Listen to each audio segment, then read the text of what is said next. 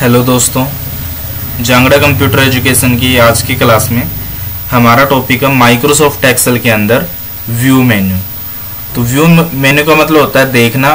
तो जो भी हमने वर्क कर रखा है यहाँ पे एक्सेल की सीट पे, उसको हम अलग अलग टाइप से देखने के लिए व्यू मेन्यू का यूज करते हैं। तो व्यू मेन्यू में हमारे पास एक ग्रुप है वर्क बुक व्यू। तो जो भी हमने यहाँ पे वर्क कर रखा है, जैसे ये एक सीट पे कर रखा है, अगर इसको हमें पेज वाइज हमें देखना हो, पेजेस में देखना हो, तो हम क्या करेंगे, पेज लेआउट पे क्लिक कर देंगे। तो जैसे हम पेज लेआउट व्यू पे क्लिक करेंगे तो ये जो सीट है ये आपकी पेजेस में चेंज हो जाएगी। तो यहाँ पे देखोगे पेज नंबर 1 पे आप हो। जैसे हम यहाँ पे सेकंड पेज पे क्लिक करेंगे तो यहाँ पे क्या दिखाएगा आपको, पेज नंबर 2। तो व्यू मेन्यू के अंदर पेज लेआउट व्यू का मतलब होता है कंप्लीट सीट को पेजेस में स्प्लिट करना या फिर पेजेस में देखना, पेज लेआउट होता है। और वापिस इस कंप्लीट सीट को, अभी जैसे इसमें नंबर है ये 1 2 3 4, ये कहां तक है, एक पेज पे ये 50 तक है। 50 से आगे क्या है, 51 से नेक्स्ट पेज पे आ जाएंगे। ये इस तरह से क्या होगा, ये कंप्लीट सीट जो है ये क्या हो जाएगी, पेज में चेंज हो जाएगी, यानी कि पेज लेआउट में चेंज हो जाएगी। और जैसे हम नॉर्मल पे क्लिक करेंगे तो ये कंप्लीट जो सीट है जो हमारे पेजेस में स्प्लिट हो गई थी वो इकट्ठी हो जाएगी, नॉर्मल हो जाएगी। तो नॉर्मल व्यू का मतलब होता है जैसे ही हम एक्सेल को स्टार्ट करते हैं उस टाइम पे हमारे पास जो व्यू होता है वही होता है नॉर्मल व्यू। और जैसे हम पेज लेआउट पे क्लिक करते हैं तो यहाँ पे जो हमें व्यू दिखाता है उसको हम बोलते हैं पेज लेआउट व्यू। और ये होता है पेज ब्रेक प्रीव्यू, जो भी हमने ब्रेक कर रखा होगा एक्सेल की सीट पे उसी को दिखाएगा। जैसे हमने इतना ये ब्रेक कर रखा है तो ये दिखाएगा। आप इसको यहां से बढ़ा भी सकते हो इस पेज को। तो इसमें क्या है, पेज नंबर भी दिखाएगा, जैसे ये पेज नंबर 1 है, ये 2 है और ये 3 है। तो जो भी हमने ब्रेक कर रखा होगा सीट पे ओनली उसी को दिखाएगा पेज ब्रेक प्रीव्यू। और नॉर्मल में क्या हो जाएगा, ये नॉर्मल हो जाएगा। और ये नेक्स्ट हमारे पास है फुल स्क्रीन। जैसे आप फुल स्क्रीन पे क्लिक करोगे तो ऊपर जो रिबन बार है वो हाइड हो जाएगा, आपको फुल स्क्रीन पे ये सीट शो करवाएगा। अगर आप पहले जैसा देखना चाहते हो तो राइट क्लिक करो और राइट क्लिक करके आप क्लोज फुल स्क्रीन कर दो, वो वापस नॉर्मल व्यू में आ जाएगा। तो इस तरह से हम क्या करते हैं, वर्क सीट को या अपने सीट को क्या करना हो, अलग अलग व्यू में देखना हो तो हम वर्क बुक व्यू का यूज करते हैं, जिसमें है नॉर्मल, पेज लेआउट पेजेस में देखना, पेज ब्रेक प्रीव्यू जो भी हमने ब्रेक कर रखा है उसमें देखना, फुल स्क्रीन इसको फुल स्क्रीन पे देखना। और कस्टम व्यू एक तरह से बुक मार्क की तरह होता है, जो भी रिकॉर्ड हम यहाँ पे क्या करेंगे, सेट करेंगे, सेव करेंगे, ओनली उसी को हमें दिखाएगा। जैसे हमने ये 2 कस्टमर की जो डिटेल है इसको हमने सेलेक्ट किया और कस्टम व्यू पे जाके हमने सेव कर दिया इसको, यानी कि ऐड कर दिया AS के नेम से। तो जैसे हमने इसको ऐड किया, हम कहीं पे भी हो, जैसे हम यहाँ पे हैं F42 पे, यानी कि F कॉलम और 42 नंबर लाइन में है, हमें ओनली वही डिटेल देखनी है जो भी हमने इसमें सेव की थी। आपको करना क्या, देखो मैं एक बार फिर बता देता हूँ। आपको कोई भी डिटेल कस्टम व्यू में सेव करनी हो, कस्टम व्यू में देखनी हो, तो सबसे पहले आपको उस डिटेल को सेव करना होगा। तो हमने यहाँ पे क्या किया था, 2 लाइनों को, यानी कि 2 कस्टमर थे यहाँ पे, उनकी डिटेल हमने ऐसे सिलेक्ट की, कस्टम व्यू में गए, ऐड पे क्लिक किया और इसको हमने AS के नाम से सेव कर दिया। और आप यहाँ से डिलीट भी कर सकते हो इसको और इसको क्लोज कर दो। तो हमने इसमें सेव तो कर ही रखा है उसको, तो हमें ओनली उसी लोकेशन पे जाना, ओनली वही डिटेल देखनी है जो हमने कस्टम व्यू में ऐड की थी। तो उसके लिए दे रखा है कस्टम व्यू। तो जैसे हम कस्टम व्यू पे क्लिक करेंगे और शो पे क्लिक करेंगे तो आपको वहीं पे ले जाएगा, वही डिटेल दिखाएगा भी आपने ये सेव की थी। तो ये था complete work book view. Next हमारे पास है शो और हाइड ऑप्शन। इसमें हम क्या कर सकते हैं, सीट के कुछ ऑप्शन जो दे रखे हैं उनको शो और हाइड कर सकते हो। जैसे सीट के ऊपर जितने भी ग्रिड लाइन है इनको हाइड करना हो तो इसको नो कर देंगे, ये ग्रिड लाइन जो है ये हाइड हो जाएंगी। अगर इनको देखनी है तो यस कर देंगे। ये ऊपर ABC कॉलम जो हमें दिखाई दे रहे हैं टेबल के ऊपर, और ये साइड में 1 2 3 जो रो नंबर हमें दिखाई दे रहे हैं, इनको भी आप हाइड कर सकते हो। हेडिंग्स ऑप्शन को नो कर दोगे तो ये हेडिंग जो है गायब हो जाएंगी, और इनको देखना हो तो इनको यस करेंगे। ऊपर जो ये व्हाइट कलर का एरिया आपको दिखाई दे रहा है इसको हम बोलते हैं फॉर्मूला बार। तो इसको भी आप देख सकते हो, नहीं देखना हो तो आप इसको हाइड कर सकते हो, और देखना हो तो इसको हम यस कर देंगे। तो शोर हाइड ऑप्शन में ये कुछ ऑप्शन हैं। और रूलर बार तब काम करेगा जब हम इस सीट को पेज लेआउट में चेंज करेंगे, क्योंकि रूलर जो वो हमेशा पेज के टॉप में होता है, पेज के ऊपर ही होता है, सीट के ऊपर रूलर बार नहीं होता, क्योंकि सीट के ऊपर ये कॉलम होती हैं, रो होती हैं। और नेक्स्ट हमारे पास है जूम इन और आउट ऑप्शन, यानी कि जूम ग्रुप है। जैसे आप जूम पे क्लिक करते हो, यहाँ पे हमें पूछेगा परसेंटेज, जैसे हमें 200% जूम करना है, तो 200 पे क्लिक करके हम यहाँ से ओके कर देंगे, तो हमारी जो सीट है वो कितना परसेंट जूम हो जाएगी, 200। और जैसे हम इसको क्या करते हैं 100% पे क्लिक करते हैं, तो उससे क्या है ये नॉर्मल हो जाएगी। और ये होता है सिलेक्शन जूम, आप इस तरह से सिलेक्ट करके, जैसे मैंने ये कुछ डाटा सिलेक्ट किया, ओनली इतना ही मेरे को जूम करके देखना है, तो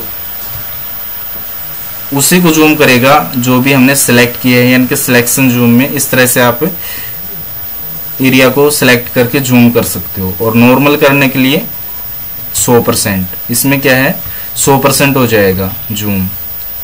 तो ये जूम ग्रुप दे रखा था, ये श्योर हाइड करने के लिए, और ये वर्कबुक यानी कि सीट को देखने के लिए। विंडो के अंदर क्या होता है, जो भी हमने सीट तैयार कर रखी है इसी की डुप्लीकेट विंडो तैयार करना। जैसे एक सीट हमने अभी तैयार कर रखी है, यहाँ पे ये देखो एक सीट हमने ले रखी है, इसी को नई विंडो में अलग से ओपन करना, न्यू विंडो। तो जैसे आप न्यू विंडो पे क्लिक करते जाओगे तो यहाँ पे देखो A1 था पहले, अभी क्या है A4, A5, A6, यानी कि एक ही फाइल की 6 डुप्लीकेट यहाँ पे तैयार होगी। तो इस तरह से आप एक ही फाइल को अलग अलग विंडो में ओपन कर सकते हो। और उन सभी विंडो को देखने के लिए हम अरेंज ऑल पे क्लिक कर देंगे, और विंडो में ओपन करने के लिए न्यू विंडो पे क्लिक करेंगे। अब इन सभी को एक साथ देखने के लिए या फिर देखने के लिए हम क्या करेंगे, अरेंज ऑल पे क्लिक करेंगे और टाइल्ड पे क्लिक करके हम देखेंगे यहाँ पे। अब देखो फाइल हमने एक बनाई थी, बट उसकी डुप्लीकेट कितनी बन गई यहाँ पे 8। तो अरेंज ऑल पे क्लिक करके आप इनको हॉरिजेंटल में भी देख सकते हो। जैसे हॉरिजेंटल पे क्लिक करोगे तो जितने भी विंडो हमने ले रखी थी ये हॉरिजेंटल में दिखाई देंगी। और जैसे आप अरेंज ऑल पे वापस क्लिक करके वर्टिकल पे क्लिक करोगे तो ये आपको वर्टिकल में दिखाई देंगी, जैसे A1, A2, A3 इस तरह से आपको दिखाई देंगी। A1, A2 यानी कि ये विंडो थी हमारे पास, ये फाइल थी, इसकी ये डुप्लीकेट बना दी, इसकी ये डुप्लीकेट बना दी, इस तरह से। तो अरेंज ऑल में आप सभी विंडो को आप इस तरह से देख सकते हो। और वापस इसको पहले जैसा करने के लिए हम इस पे क्लिक कर देंगे, क्लोज पे क्लिक कर देंगे, यानी कि क्लोज करके हम इन सभी विंडो को बंद कर सकते हैं।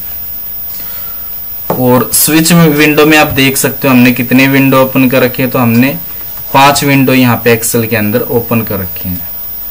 तो न्यू विंडो का मतलब होता है कि फाइल के देखो इस तरह से बहुत सारे डुप्लीकेट बना सकते हो। इस तरह से नई विंडो में वो जो मैटर है वो अपना तैयार हो जाएगा, ओपन हो जाएगा। अरेंज ऑल में आप उन सबको देख सकते हो, टाइल्ड में देख सकते हो, हॉरिजॉन्टल वर्टिकल देख सकते हो, और स्विच विंडो में देख सकते हो हमारे पास कौन कौन सी विंडो ओपन है। और यहाँ से हम इनको क्लोज कर सकते हैं, इस तरह से हम इनको क्लोज कर देंगे, इस तरह से क्लोज कर सकते हो। नेक्स्ट हमारे पास ऑप्शन है फ्रीज पेन्स। फ्रीज का मतलब होता है जैसे हमने ये ऊपर एक प्रैक्टिकल बना रखा है, जैसे रो नंबर 1 में हमने नेम, आइटम, यूनिट, प्राइस ये सब बना रखा है। तो ये एक हेडिंग बना रखी है। जैसे हम यहाँ पे नीचे वर्क करते हैं, जैसे हमने यहाँ पे 22 या 23 नंबर लाइन तक वर्क कर लिया, काम कर लिया। अब इससे आगे जैसे हम काम करते हैं तो ऊपर वाली जो लाइन है वो ऊपर चली जाती है, यानी कि हेडिंग जो हमने बनाई थी वो गायब हो जाती है यहाँ से। अगर हमें किसी भी लाइन या फिर कॉलम को फ्रीज करना हो, एक ही जगह रखना हो, तो हम उस लाइन को सिलेक्ट करेंगे या फिर फ्रीज पेन्स पे क्लिक करके हम यहाँ पे क्लिक कर देंगे फ्रीज टॉप रो। तो जैसे हम फ्रीज टॉप रो पे क्लिक करेंगे तो इससे क्या है, जो ऊपर वाली लाइन है ना वो फ्रीज हो जाएगी। जैसे हम यहाँ पे फिर नीचे वर्क कर रहे हैं तो ऊपर हम देख के वर्क कर सकते हैं भी। नेम की कॉलम में हम नेम डाल सकते हैं, आइटम की कॉलम में आइटम, प्राइस की कॉलम में प्राइस, यानी कि यहाँ पे ऊपर देख सकते हैं। और अगर आप फ्रीज नहीं करते तो ये ऊपर वाली जो लाइन है ये भी क्या है, ऊपर चली जाएगी, बाकी टेक्स्ट की तरह ही, बाकी जो हमने काम किया उसी की तरह ये ऊपर की तरह मूव हो जाएगी। तो फ्रीज टॉप रो पे क्लिक करोगे तो यहाँ पे क्या कर सकते हो, पहली लाइन को, सबसे टॉप लाइन को आप फ्रीज कर सकते हो, एक ही जगह लॉक कर सकते हो। उससे क्या है, वो लाइन वहां से हटेगी नहीं, वो लाइन आपको वहीं पे दिखाई देगी और आप उनको देखते हुए काम कर सकते हो। अगर आप उसको हटाना चाहते हो तो आप यहाँ पे क्लिक करके फ्रीज अनफ्रीज कर सकते हो। अनफ्रीज करने से जैसे आप यहाँ पे काम करोगे तो ऊपर वाली लाइन ऊपर चली जाएगी, एक ही जगह रुकेगी नहीं। इसी तरह से आप कॉलम को भी फ्रीज कर सकते हो। अगर आपको फर्स्ट कॉलम फ्रीज करने तो फ्रीज पे जाके फ्रीज फर्स्ट कॉलम पे क्लिक कर दो। इससे क्या, हम साइड में जैसे वर्क करते हुए जा रहे हैं तो ये फर्स्ट कॉलम आपको यहीं पे दिखाई देगी, देखो ये नहीं हटेगी यहाँ से, यानी कि एक कॉलम जो है यहीं पे दिखाई देगी, बाकी कॉलम चलती रहेंगे यहाँ पे। तो फ्रीज और अनफ्रीज आप यहां से कर सकते हो। अनफ्रीज करने के लिए हम यहाँ पे अनफ्रीज पेंस पे क्लिक कर देंगे। नेक्स्ट हमारे पास ऑप्शन है हाइड ऑप्शन। अगर आपने जैसे यहाँ पे विंडो हमने ओपन कर रखी है, यानी कि 9 या 10 से ज्यादा हमने विंडो ओपन कर रखी है, इन सबको हाइड करना हो तो ये हाइड ऑप्शन दे रखा है। यहाँ से आप क्या कर सकते हो, इन सबको हाइड भी कर सकते हो। देखो बाकी विंडो को हमने यहाँ से हाइड कर दिया। स्विच विंडो में हमें क्या दिखा रहा है, एक ही विंडो एक ही फाइल दिखा रहा है, बाकी हमने हाइड कर दिया।